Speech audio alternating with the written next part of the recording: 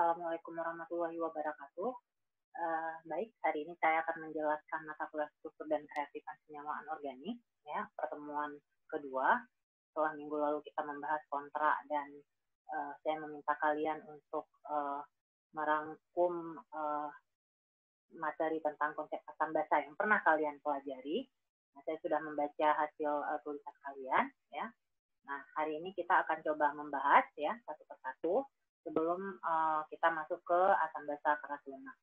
Nah, adapun buku referensi yang bisa kalian pakai itu adalah buku Kimiaan Organik dari Prof. Adlin. Buku ini bisa kalian dapatkan soft copy-nya karena Bapak pernah mengupload di web Prodi. Nah, mungkin kalian bisa tanya abang atau kakak letting ya untuk memperoleh soft copy buku ini. Nah, jadi materi kita hari ini itu tentang konsep asam basa. Nah, asam basa itu bukanlah hal yang asing bagi kita, ya.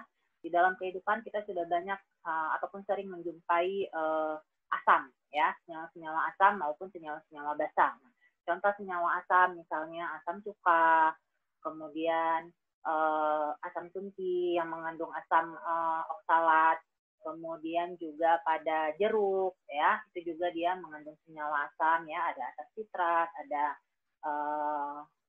ada juga senyawa basa yang misalnya sabun, nah, itu juga merupakan contoh basa. Nah, selain itu juga di dalam tubuh kita, ya, tepatnya di lambung, itu juga mengandung senyawa asam, ya. Nah, jadi di lambung kita itu ada senyawa asam, ya, ada cairan yang dia bersifat asam. Nah, pH-nya, pH cairan di lambung kita itu dia pada ring 1 sampai 2, ya. Nah, tingkat keasaman lambung kita ini bisa 2 sampai 5 kali lebih asam dibandingkan asam cuka. Nah, selain itu tadi cairan di lambung kita ini dia mengandung air 97-99% dan 0,5%-nya merupakan asam klorida, ya. Nah, kalau asam di lambung kita ini melebihi ring 2, nah, maknanya kadar asam kloridanya di atas 0,5%, itu biasanya kita udah kena penyakit MAH atau penyakit asam lambung. Nah, cara untuk mengobati penyakit MAH atau penyakit asam lambung biasanya diberi suatu magnesia, ya, atau obat MAH. Nah, magnesia itu adalah persenyawaan dari magnesium, itu yang terdiri dari magnesium karbonat dan magnesium hidroksida. Nah, keduanya ini merupakan basa yang dapat menetralkan keasaman lambung. Sorry, magnesium karbonat ini garam, ya. Nah, sedangkan magnesium hidroksida ini yang basa. Nanti magnesium karbonat ini dia dicampur dengan magnesium hidroksida membentuk suatu obat yang dapat menetralkan keasaman dari lambung. Nah, sejak zaman dulu sudah banyak, ya, konsep asam basa itu sudah banyak. Hanya yang paling sering diadopsi itu adalah asam basa Arrhenius, Bronsted-Lowry, kemudian Lewis. Nah, satu lagi adalah sistem asam basa dalam larutan berair, ya. Nah, kita lihat yang pertama konsep Arrhenius. Nah, jadi menurut Arrhenius, ya, asam itu adalah zat yang dapat membentuk ion hidrogen. Jadi dia bisa membentuk ion H, H+. Nah, atau juga disebut dengan ion hidronium atau oksium, H3O+, ya, dalam larutan air. Sedangkan basa merupakan zat yang dapat membentuk OH- dalam larutan air. Nah, jadi menurut Arrhenius, asam adalah zat yang menghasilkan ion H3O+ ataupun H+ di dalam air. Nah, di dalam air, ini saya bold, ya, ini untuk jadi keyword-nya, ya. Nah, sedangkan basa itu yang di dalam air, dia menghasilkan ion OH-. Nah, contohnya HCl. Di dalam air, HCl itu dia terurai menjadi H+ dan Cl-. Nah, karena dia terurai menjadi H+ dan Cl-, maka HCl ini dia dikatakan sebagai asam. Nah, kemudian KOH. Di dalam air, KOH ini dia terurai menjadi K+ dan OH-. Maka KOH itu menurut Arrhenius adalah basa. Nah, ada kekurangan pada konsep asam basa Arrhenius ini. Nah, apa kekurangannya? Tadi, katanya asam adalah zat yang di dalam air. Nah, basa adalah zat yang di dalam air. Apakah lepas OH- atau lepas H+. Nah, lantas pertanyaannya, bagaimana jika zat tersebut pelarutnya bukan air? Nah, jadi misalnya dia fasanya, kalau pelarut air kan biasanya fasanya larutan. Bagaimana kalau dia zatnya itu dia padat atau gas? Nah, bagaimana menjelaskan siapa asam atau basa?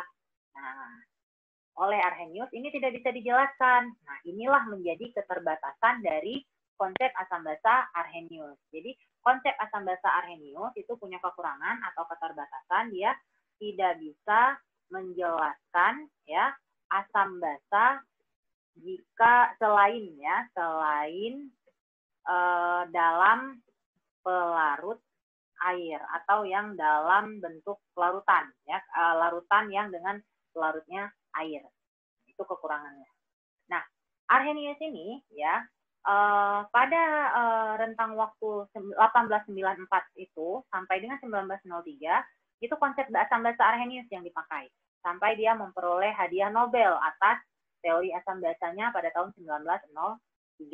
Namun karena keterbatasan ini tadi, keterbatasan penjelasannya ini hanya dalam pelarut air, nah kemudian dia tidak bisa menjelaskan selain dalam pelarut air, nah berkembanglah teori yang lain yang lebih umum dibandingkan teori asam basa Arrhenius. Nah, apa teorinya? Itulah teori asam basa Bronsted-Lowry. Nah, jadi pada tahun 1923, Bronsted dan Lowry itu mendefinisikan asam sebagai zat yang cenderung melepaskan proton atau ion H+, ya. Dan basa adalah bahan atau zat yang cenderung menerima ion H+. Kalau ada yang lepas, pasti ada yang terima. Kalau menurut Bronsted-Lowry, asam adalah zat yang melepas proton atau H+, atau nama lainnya donor proton. Nah, jadi di sini keywordnya adalah lepas proton dan terima proton. Jadi proton yang jadi keyword pada Bronsted-Lowry. Kalau dia melepas, maka dia disebut sebagai donor proton. Kalau dia yang menerima, kalau ada yang lepas pasti ada yang terima. Kalau ada yang terima pasti ada yang melepaskan. Itu dia disebut sebagai aksesor proton. Ya. Nah, contohnya saya nggak ambil contoh yang HCl ini ya, biar karena HCl tambah H2O dia biasanya terionisasi sempurna ya. Nah, contohnya pada HNO2 tambah H2O ini menghasilkan, di sini tanda panahnya adalah tanda panah kesetimbangan ya. Ini menghasilkan NO2-. Ini anggap saja sejajar ya. Tambah HNO2 ditambah H2O menghasilkan NO2- tambah H3O+ dalam reaksi kesetimbangan ya. Nah, yang perlu dilihat di sini ya. Sebelumnya mungkin sedikit catatan. Jadi tolong nanti jika Anda mencatat HNO2 ini bentuknya dia dalam bentuk angka indeks ya.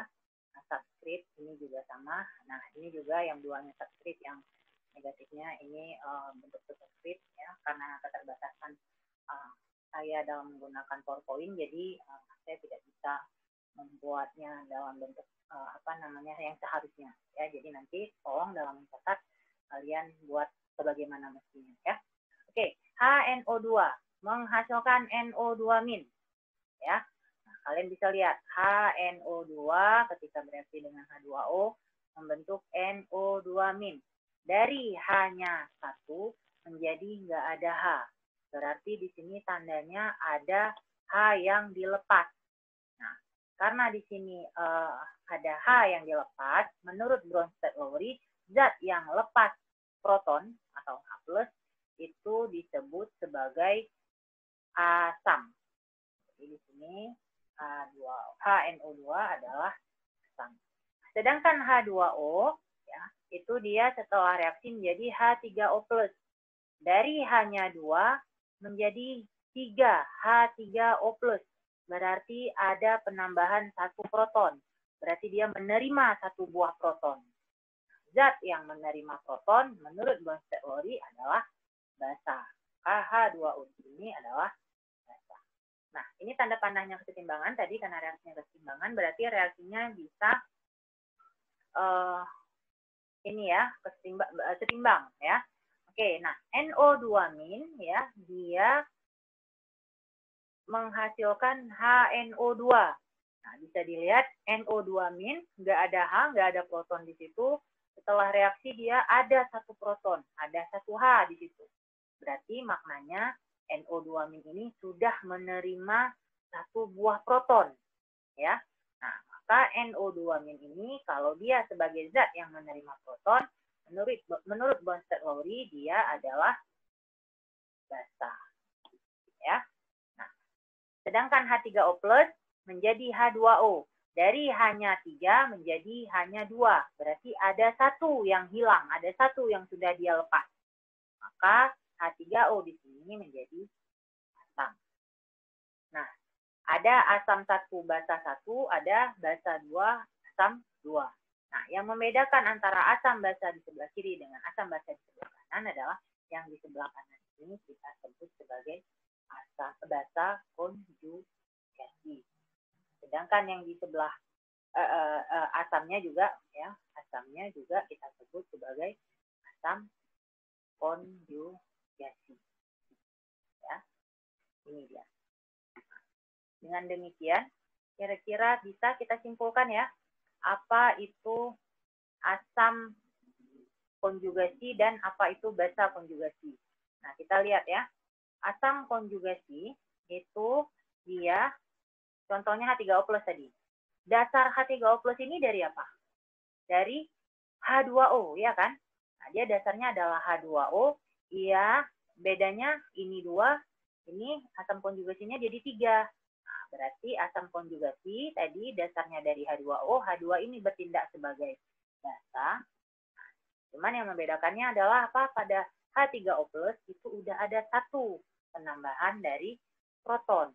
Maka asam konjugasi adalah basa ya yang telah menerima proton.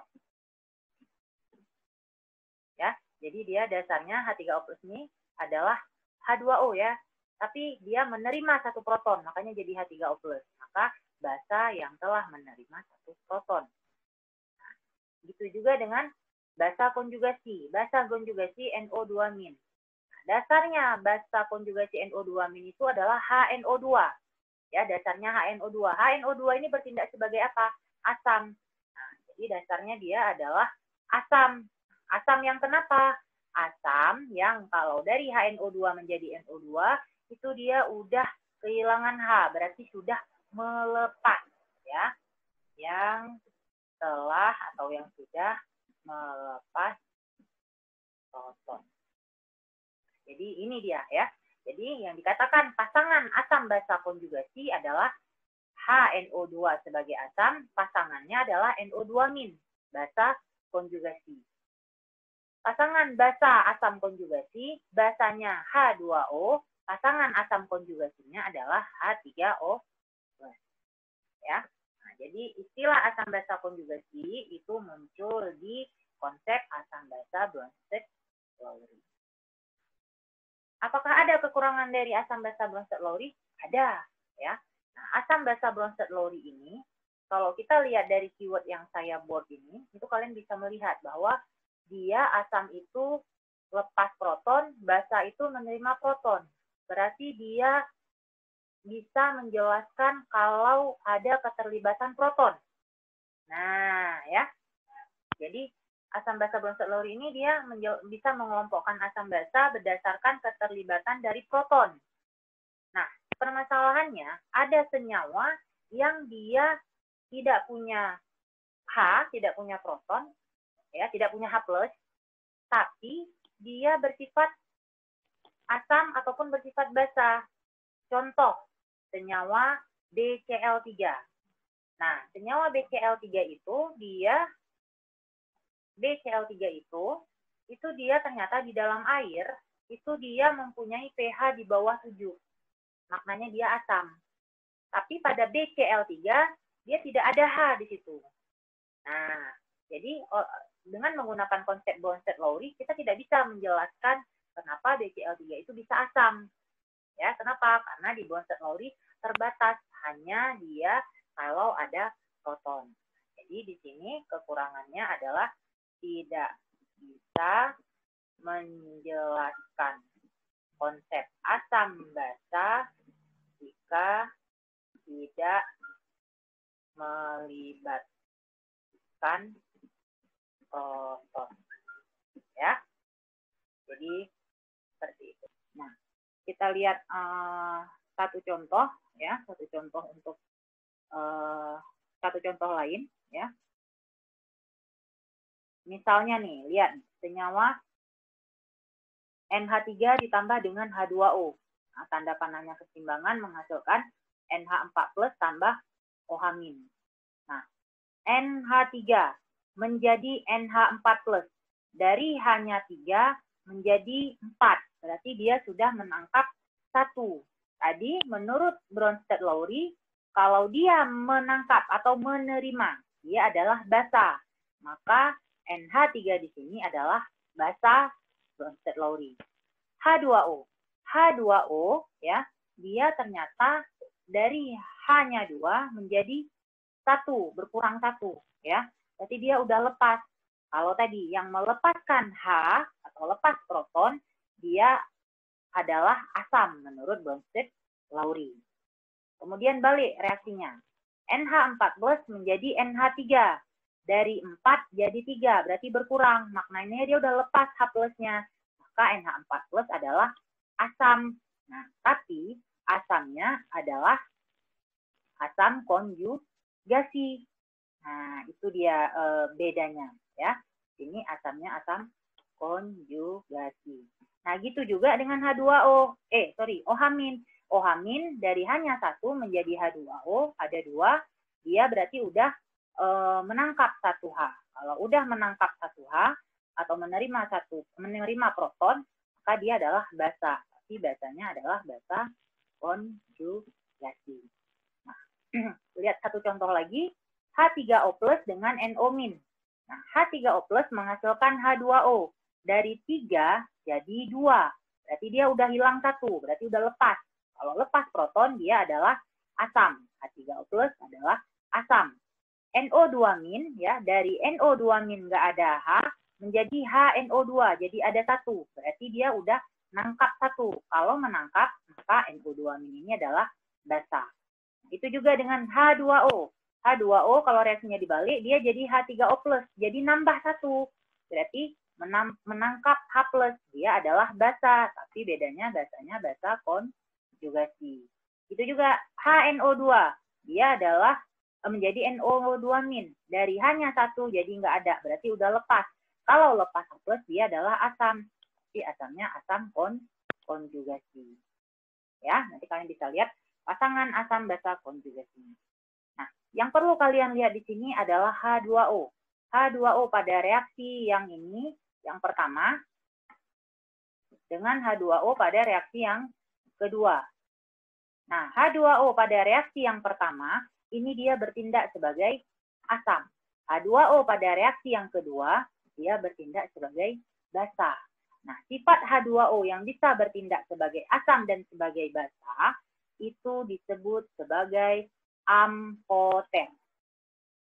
Ya, jadi H2O yang bisa bersifat sebagai asam dan basa, sifat H2O seperti itu disebut sebagai amfoter. Jadi amfoter adalah zat yang bisa bersifat sebagai asam. Nah, ini saya bold ya. Zat yang bisa bersifat sebagai asam dan juga bisa bersifat sebagai basa. Ya. Jadi bisa sebagai asam, bisa sebagai basa. Kapan dia bersifat sebagai asam? Nah, kalau dia bereaksi dengan senyawa yang tingkat keasamannya lebih rendah daripada dirinya. Nah, misalnya tadi H2O sebagai asam, ketika bereaksi dengan NH3, NH3 ini tingkat keasamannya lebih rendah daripada H2O. Maka si H2O kan lebih tinggi otomatis. Makanya H2O sebagai asam, NH3-nya sebagai basa. Nah, kemudian kalau dia bersifat sebagai basa, jika bereaksi dengan senyawa yang tingkat keasamannya lebih tinggi daripada dia. Nah, misalnya H2O dengan HNO2, asam nitrit. Nah, asam nitrit itu dia tingkat keasamannya lebih tinggi daripada H2O. Maka HNO2 ini menjadi asam, H2O menjadi basa. H2O di sini ya, H2O di sini. Ini di dua reaksi ini dia bisa bertindak sebagai asam, bisa bertindak sebagai basa. Ya. Nanti boleh diulang-ulangi ya. Nah, kita masuk ke teori yang ketiga. Nah, tadi sudah saya sebutkan bahwa walaupun teori asam basa Bronsted-Lowry berlaku umum dibandingkan Arrhenius, nah, tapi ternyata konsep asam basa Bronsted-Lowry juga punya keterbatasan. Apa keterbatasannya? Dia belum dapat membahas reaksi asam basa yang tidak melibatkan H+. Nah, misalnya tadi saya juga udah kasih contoh senyawa BCl3. BCl3 ini nggak ada H di dalam senyawanya, ya, yang ada boron dan klor, ada B dan Cl, nggak ada hidrogen di sini, nggak ada proton, nggak ada H+. Nah, ternyata BCl3 dalam air itu dia pH-nya lebih kecil dari 7, berarti dia asam. Nah, ya, gitu juga dengan NH3. Nah, dia ternyata di dalam air pH-nya justru basa, ya. Nah, jadi ini tidak bisa dijelaskan oleh konsep asam basa Bronsted-Lowry. Nah, jadi kemudian pada tahun 1923 muncullah teori asam basa menurut Lewis yang lebih bersifat umum daripada Bronsted-Lowry. Jadi urutannya Bronsted-Lowry lebih umum daripada Arrhenius. Nah, tapi Bronsted-Lowry yang lebih umum lagi adalah Lewis. Nah, jadi urutannya yang paling umum adalah Lewis, Bronsted-Lowry, baru Arrhenius. Ya, itu urutan yang paling umumnya. Yang pertama paling umum Lewis, yang kedua Bronsted-Lowry, yang ketiga baru Arrhenius. Nah, apa asam menurut Lewis? Nah, menurut Lewis, asam adalah zat yang dapat menerima pasangan elektron. Dan basa adalah zat yang dapat menyumbangkan pasangan elektron. Ya, kita lihat. Menurut Lewis, asam adalah spesies yang menerima pasangan elektron. Sedangkan basa adalah yang melepaskan pasangan elektron. Ya, nah, berarti kita lihat di sini. Asam yang menerima pasangan elektron dan basa adalah yang melepaskan pasangan elektron. Bedanya itu adalah pasangan elektron. Nah, beda Lewis dengan Bronsted-Lowry tadi itu ada istilah, kalau tadi di Bronsted-Lowry istilahnya adalah lepas proton atau terima proton. Kalau dia lepas, maknanya donor, proton itu asam. Kalau di Bronsted-Lowry, akseptor proton itu basa. Nah, lihat ya, donor, akseptor. Asam di Bronsted-Lowry itu donor, basa itu akseptor. Tapi bedanya, yang didonor asam pada Bronsted-Lowry, donornya itu proton. Sedangkan basa itu yang akseptor dari proton. Nah, di Lewis, basa itu sebagai donor. Nah, itu bedanya. Tapi yang didonor siapa? Yang didonor adalah pasangan elektron. Nah, jadi basa dia melepaskan pasangan elektron, dia donor, tapi donor pasangan elektron. Asam itu dia yang terima, dia akseptor, tapi akseptor pasangan elektron. Ini beda ya. Nah, beda nih dengan Bronsted-Lowry.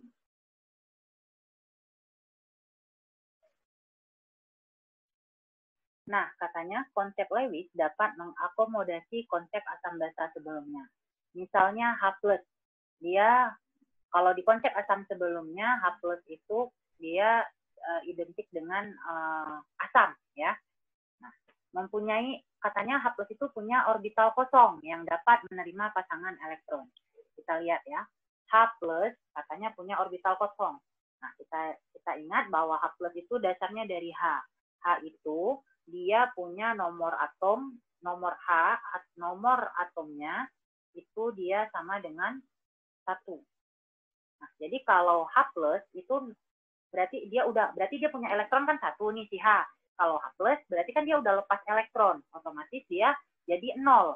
Nah, konfigurasi dari si H+ ini nomor atomnya 1 dengan konfigurasi elektronnya adalah 1s1. Nah, ketika dia membentuk atau ketika dia menjadi H+, nah, satu buah elektronnya ini, ya, satu buah elektron dari si H ini, satu buah ini, itu berarti sudah dia lepas. Karena dia udah lepas, maka jadi H+. Berarti konfigurasinya itu menjadi 1s0. S0. Ini konfigurasi untuk H+. Nah, ya, jadi ketika dilepas konfigurasinya jadi 1s0. Nah, 1s0 berarti dia sebelumnya, nah kalian harus ingat bahwa orbital atau elektron itu dia berada atau paling kebolehjadian ditemukannya itu ada di dalam elektron, berada di orbital, ya. Makanya orbital disebut sebagai kebolehjadian terbesar ditemukannya elektron, ya. Jadi elektron itu dia nggak pasti letaknya ada di mana, tapi kemungkinan terbesar, paling besar ditemukannya elektron ada di dalam orbital, nih, orbital S1s. Nah, jadi karena elektron berada di dalam orbital, otomatis kalau mau menerima pasangan elektron, dia ada syarat. Nah, ada syarat kalau suatu zat itu jadi asam. Apa syaratnya? Kan harus tadi asam menurut Lewis adalah yang spesies yang menerima pasangan elektron. Kalau dia mau bisa menerima pasangan elektron, dia punya syarat. Syaratnya adalah dia harus punya elektron.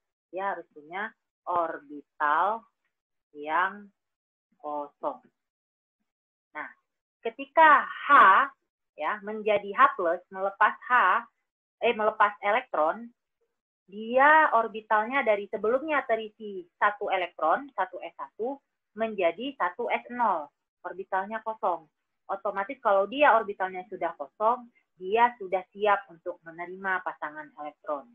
Nah, oleh sebab itu H+, ya, itu dia dikatakan sebagai asam Lewis. Kenapa dia asam Lewis? Karena dia punya orbital kosong, ya. Orbital kosong. Terus kenapa kalau punya orbital kosong jadi asam Lewis? Karena dia nanti bisa bertindak sebagai spesies yang menerima pasangan elektron. Ya, itu tolong dicatat. Silahkan diulang-ulang pernyataan ini. Oke?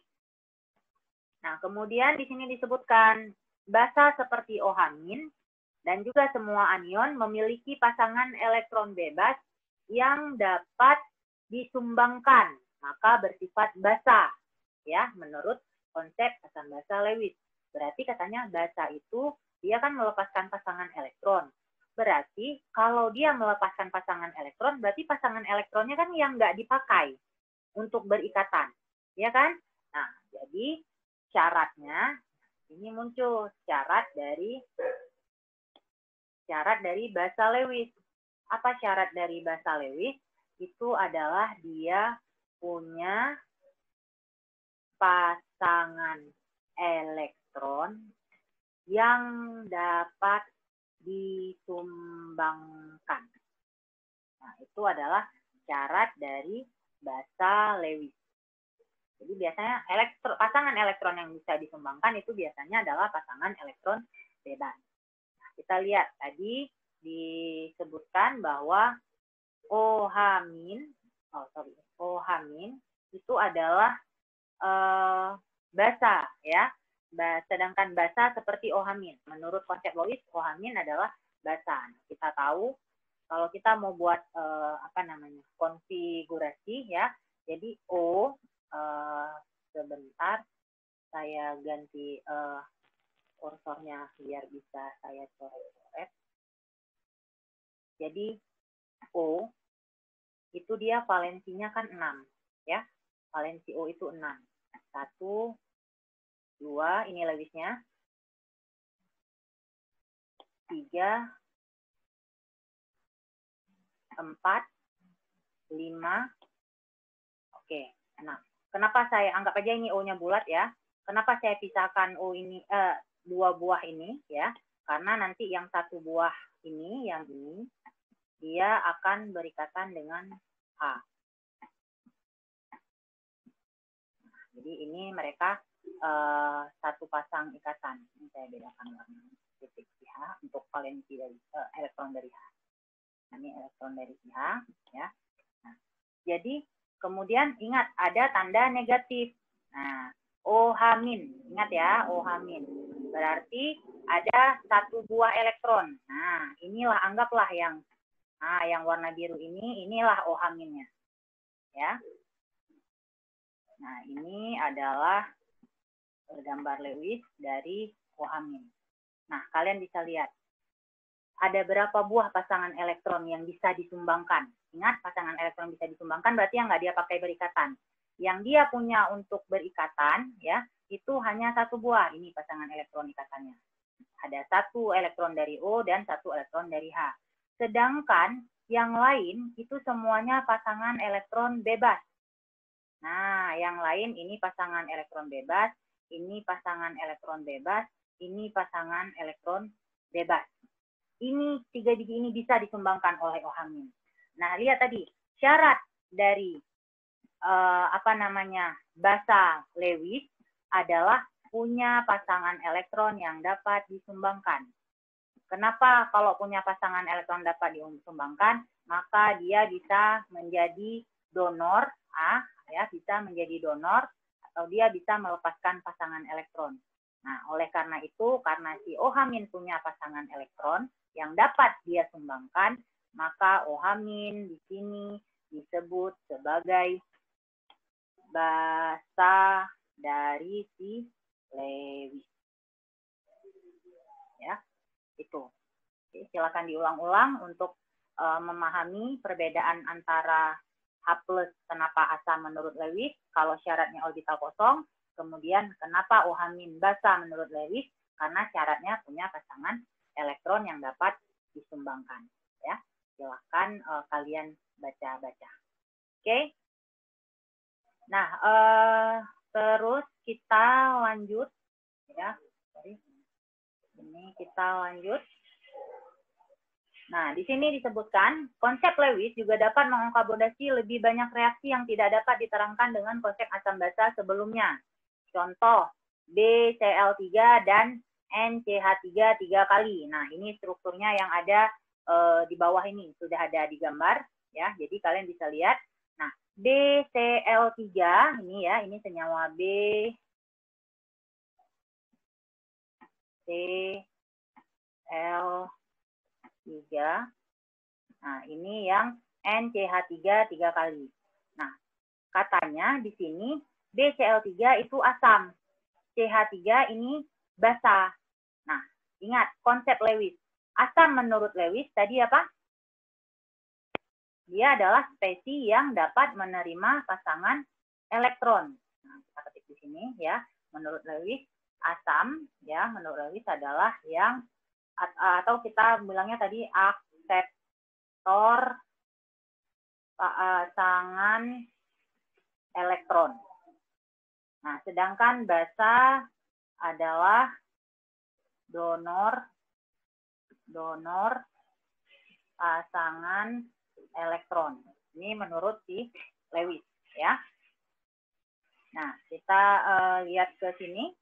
Kita lihat kembali ya. Nah, pada senyawa BCl3. Nah, pada senyawa BCl3 ini, nah kita lihat tadi syarat dari asam Lewis dia harus punya orbital kosong. Betul ya, harus punya orbital kosong. Syarat dari asam. Yang di sini di mana tadi yang di bagian atas tadi ya, kalau saya tulis biar gampang kita ingatnya. Ini dia syarat itu punya orbital kosong. Kenapa harus punya orbital kosong? Karena nanti di dalam orbital itulah dia bisa menerima pasangan elektron. Kalau kita mau terima tamu, berarti kita mau terima tamu untuk menginap di rumah, berarti kita harus punya kamar kosong untuk tamunya. Ya. Nah, jadi di situ kita sebagai penerima tamu. Tapi kalau kita mau jadi tamu, ya berarti kita harus nggak tinggal di rumah. Nah, jadi ya itu ya syarat untuk bahasanya adalah dia punya pasangan elektron yang bisa disumbangkan. Ini ya, punya pasangan elektron yang bisa disumbangkan. Oke, ini saya buat catatannya untuk biar nggak perlu balik-balik ke slide sebelumnya. Ya, nah tadi kita lihat BCl3, boron. Nah, boron ini ya dia nomor atomnya 5. Ya, kalian boleh cek saya betul atau salah. Konfigurasi dari boron adalah 1s2, 2s2 dan 2p1. Nah, 2p1. Ya kan? Nah, valensinya berarti karena dia ada di kulit kedua, valensinya ada, elektron valensinya ada 3. Nah, boron dia punya 3 buah elektron valensi. Warnanya saya ganti. Ini 1, 2, 3. Ini elektron valensi boron. Nah, di sini senyawanya BCl3. Berarti ada 3 buah Cl. Nah, ada Cl, ada Cl. Ini juga ada Cl sebanyak 3 buah. Nah, Cl itu valensinya 7. Benar ya, valensi Cl 7 ya. Berarti di sini nanti ada ini 1, 2, 3, 4, 5, 6, 7. 1, 2, 3, 4, 5, 6, 7. 1, 2, 3, 4, 5, 6, 7. Ya. Nah, jadi di CCl ini kalian bisa lihat bahwa masing-masing CL punya 3, tapi ketiga-tiganya sudah berikatan. Nah, sudah berikatan. Tapi BCl3 ini katanya asam. Nah, sekarang kita lihat. Nah, ini. P, itu kamarnya ada orbital P, itu kalau diistilahkan dengan kamar, dia ada 3 kamar. Nah, yang baru terisi itu 1. Ya kan? Ada 2 kamar yang kosong. Nah, jadi di boron ini, itu dia punya orbital kosong. Nah, ini dia. Jadi dia boron punya orbital kosong. Makanya boron di sini itu menjadi penyedia orbital kosong. Berarti dia bisa menjadi penerima pasangan elektron di boronnya, ya, BCl3. Nah, kemudian direaksikan dengan NCH3 3 kali. Nah, kalian tahu N, ya, N itu dia punya 5 valensinya, ya kan? Saya jangan tulis di sini. Nah, di sini. Nah, N, ini mungkin saya buat warnanya hitam.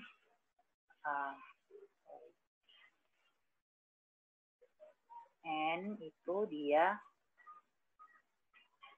ada 5 tangannya. N itu punya 5 valensi, bukan tangan ya. 1, 2, 3, 4, 5. 3 buah berikatan dengan CH3. Jadi ada si CH3, ini 1 elektron. C ada 4 elektron, 1 buah berikatan dengan N, 3 buah lagi berikatan dengan H. Nah, ini juga ada CH3, 3N ada 4 valensi, 3 buah berikatan dengan H, 1 buah berikatan dengan N. Ini juga sama, C, H3, 1 buah elektronnya berikatan dengan N, 3 buah dengan H, total tetap 4. Ya. Nah, kalian lihat ya, di sini berarti ini pasangan, ini ikatan dari si N, yang CH3, ini pasangan elektron ikatan, ini pasangan elektron ikatan. Nah, kalian bisa lihat pada N ada pasangan elektron yang bebas. Yang mana pasangan elektron pada N? Ini dia. Ini adalah pasangan elektron bebas pada N. Pasangan elektron bebas. Nah, pasangan elektron bebas. Jadi di NCH3 ini ada satu pasangan elektron bebas yang nggak dia pakai berikatan, bebas. Nah, ini bisa dia dan di NCH3 dia pada N-nya ada satu pasang elektron bebas. Kemudian pada BCl3 dia punya kamar kosong. Ya kan? Punya kamar kosong. Ini kamar kosong dari IB tadi. Ini punya IB ya. Nah, ini bisa di pasangan elektron bebas ini bisa digunakan ataupun bisa didonorkan oleh si NCH3 kepada si boron dan diterima oleh si boron, ditempatkan di sini. Nah, bisa ditempatkan di orbital kosongnya boron. Jadi si NCH3 karena dia punya pasangan elektron bebas, dia bisa mendonorkan pasangan elektron bebasnya kepada si boron, makanya si NCH3 ini bertindak sebagai basa. BCl3 dia punya orbital kosong, jadi dia bisa menerima pasangan elektron dari NCH3, maka BCl3 di sini dia bertindak sebagai asam. Menurut Bronsted-Lowry. Ya. Menurut menurut Lewis. Ya. Nah, jadi ini penjelasan jadi kenapa asam itu kalau Bronsted-Lowry syaratnya harus kalau Lewis syaratnya harus punya orbital kosong dan basa dia syaratnya punya pasangan elektron yang bisa disumbangkan.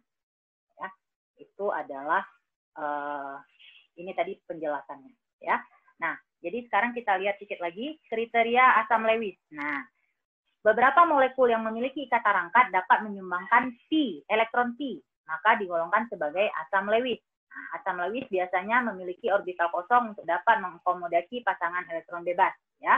Dia harus punya orbital kosong untuk bisa menerima pasangan elektron bebas.